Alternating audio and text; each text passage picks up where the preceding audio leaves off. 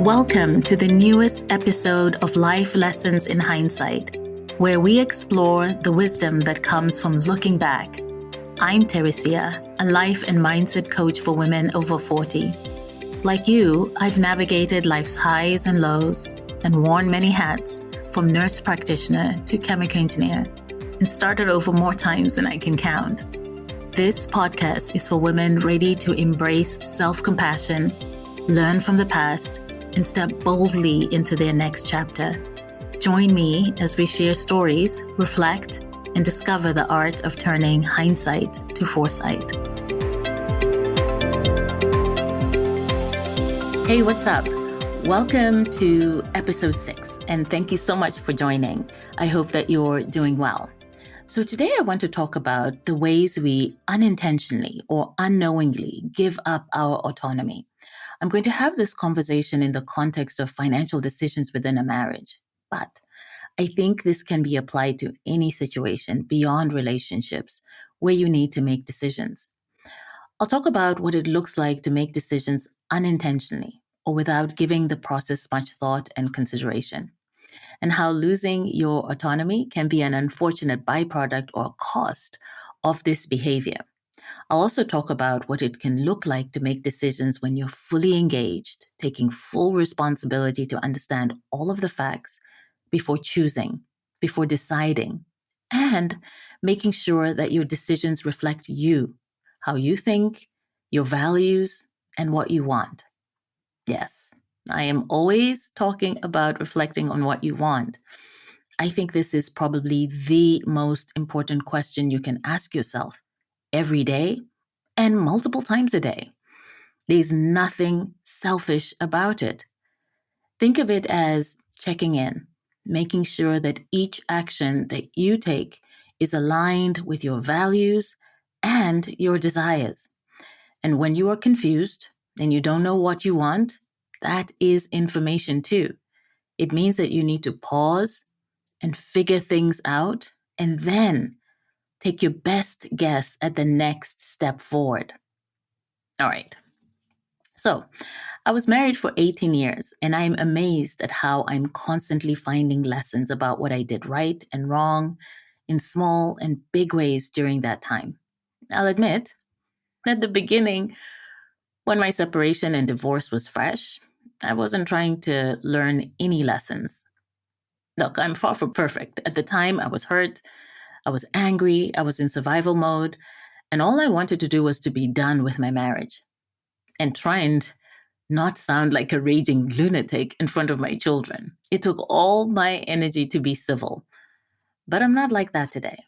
Today, I'm more like, this is something that happened, and it's different from my original vision, but I still want and plan on having a pretty amazing life. But once in a while, I get these moments where I'm faced with a clear distinction between the way I behaved before my marriage and the way I act after the divorce in certain situations. Let me tell you what I mean. So recently, I purchased a new car on my own for the very first time. Now, this is an odd thing to say, given that it was my 4th vehicle purchase that I've had as an adult. What's different about this time around is that I actually went through the entire process of negotiating the trade of an old car and purchasing a new vehicle all by myself. It's embarrassing to even say it out loud, because what the hell was I doing for all those other 3 purchases? The good thing is that I saw the answer to this question as I walked around the dealership trying to decide what I wanted. I was doing the same thing that I saw most of the women there doing. They had this guy by their side who was there to close the deal while they only focused on picking out what they liked. Look, I'm not judging them. I did that 3 times before. It's just that for the first time, it dawned on me how little thought I put into the action of allowing someone else to make a significant transaction like that on my behalf. Let me take you through my first car purchase. I was a young 23 years old. I was 5 months out of college with an older boyfriend who eventually became my husband, but who had experience purchasing his own cars before. I remember going to the used car dealership and having no clue where to even begin. That in itself was uncomfortable and very much out of character.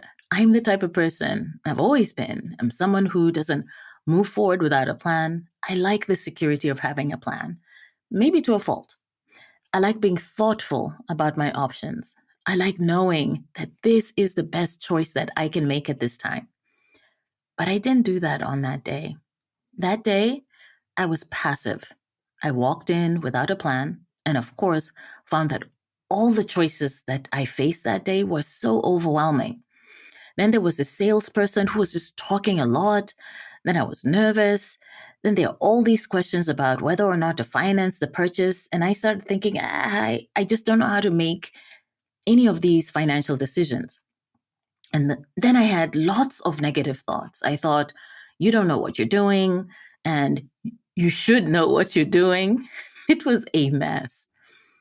And I remember just how easy it was to just let him, to let my then boyfriend make decisions for me. How crazy is that? I was 23, and at that point, I had accomplished a few things. I had secured a job at a Fortune 500 company out of college. I had graduated from university with a degree in chemical engineering. I had applied to that university all the way from East Africa and even secured a scholarship. I had moved on my own all the way from Tanzania to the United States to go to this university. But somehow, for this one thing, purchasing my first vehicle, my attitude was, I give up. I can't do it. I don't know what to do. This is too much for me. And with that frame of mind, boom, I gave up a piece of my autonomy unconsciously, meaning that I wasn't even aware that I did it. Now, before I continue, I want to define what I mean by the word autonomy, so we're on the same page. There are three parts to it. The first part is your individual sense of self. Your sense of self are your thoughts, your beliefs, your values, your sense of what's right and wrong. When you say no to something, for example, you do so with a clear sense of self in that moment. You're standing for something and are against something. The second part is your sense of freedom. Freedom is the power you have to exist without constraint. When you have freedom, there is nothing restricting your ability to act, to think, to speak. And the last part is your ability to make decisions independently. This part is kind of self explanatory. It's your ability to make decisions without outside control or influence. My choices that day, they had me giving up my autonomy on all three fronts. I willingly gave up my sense of self by not giving myself an opportunity to express my thoughts, my beliefs, my values in the buying process. This is what happens when you're not prepared. I gave up my sense of freedom by restricting my own ability to think, speak, and act. That one was pretty crazy. And I didn't make decisions independently. Instead, I over relied on my boyfriend and the salesperson to make choices for me, choices that I didn't fully understand and didn't insist on understanding. Again, a result of lack of preparation. This is what happens when you're disengaged from parts or all of your own life, when you're not locked in and present with the things that you're trying to do in your life. You rob yourself of the chance to grow the skills necessary to do important things in your life because you're too busy feeling uncomfortable and reacting to that discomfort to show up in full leadership for your own self. You're just too distracted by your own feelings to organize your mind and lead yourself by asking a few key questions beforehand. If I was in full leadership energy that day, I would have prepared for that encounter by asking myself questions like, what am I trying to do here? So there was purchasing a vehicle, so you had to choose the car, decide what kind of car you like. And then there was the whole financing piece. Are you paying for this thing outright? Do you want some sort of financing? What's the benefit of having financing? Does it improve your credit score? Like, there were so many questions to ask there. The next one is, do I have the skills necessary to do that thing? I would have known that I didn't. In fact, I was pretty uncomfortable with large financial decisions. And so that was an opportunity to really lean in and learn.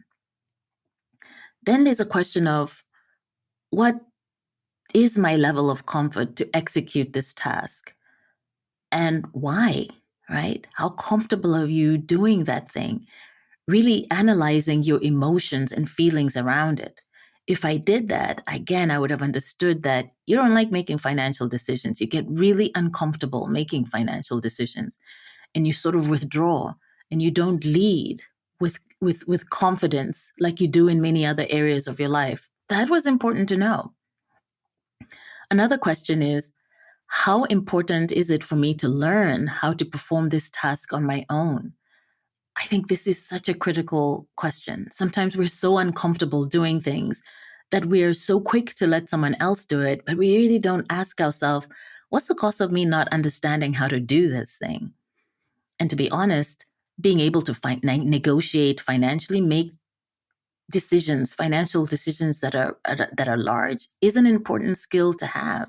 It was an important skill for me to start developing in my 20s and continue developing as I aged and improving. Then another question is, do I need help? And if yes, how much help do I need? Or you can ask yourself, if I get help, what information do I need to share to make sure my thoughts are taken into account? So it's not just about getting someone to help you do something. It's about really being clear that they're representing you well. Another question I could have asked myself is, how can I understand this task enough to influence all the choices needed, even if someone else is assisting me in it? This is always about being in control. It's like having a company and hiring people to do things for you, but understanding what it means to do those different tasks, understanding what part of your business those people are running, and being able to understand enough to support decision making. Asking yourself probing questions like this keeps you engaged or actively participating with your life and the things that you're trying to accomplish.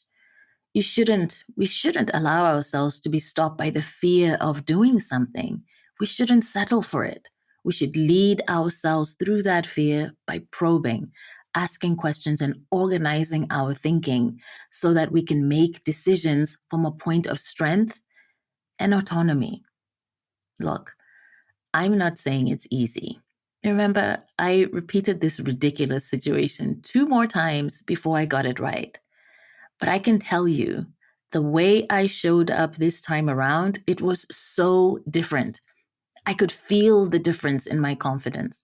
It was like night and day. And there were a few things that I noticed that helped. For starters, my identity was different, my sense of identity. The way I see myself when it comes to my finances is different. I see myself as a woman who is in full control of her financial decision making. I don't outsource that, period. I ask questions and then I make decisions. And with each financial decision that I have made, my fear has become less and less and my confidence has grown. I showed up prepared. Purchasing this new car, I felt in charge and fully in control. I had done my research and I didn't come to play. I knew the value of the vehicle I wanted to sell. I had a price range in mind and I was not willing to go below. I was not in a rush. I was happy to walk away from a crappy deal. Let me tell you, nothing beats the level of confidence you feel when you know your stuff. When the salespeople create all this drama and scarcity, it doesn't faze you. You just stick to your plan. And I felt so good. I felt competent and I felt calm, and there were no negative thoughts. I also trusted myself. So many women doubt what they are capable of. They walk in afraid. afraid that they're going to do something wrong, afraid that they're going to make a mistake. This time around, I trusted myself. I did a lot of positive self-talk beforehand. You can do it. You don't need a second opinion. You're the only opinion that matters. And if you make a mistake, it's your mistake to make. It's your mistake to own, and that's okay. I built trust in myself by thinking about worst case scenario. I asked myself, what's the worst thing that can go wrong here? I built trust in myself by thinking about other people who have been successful doing the thing I wanted to do before, and thinking about what do they do and how do they do it. I told myself, if they can do it, I can do it.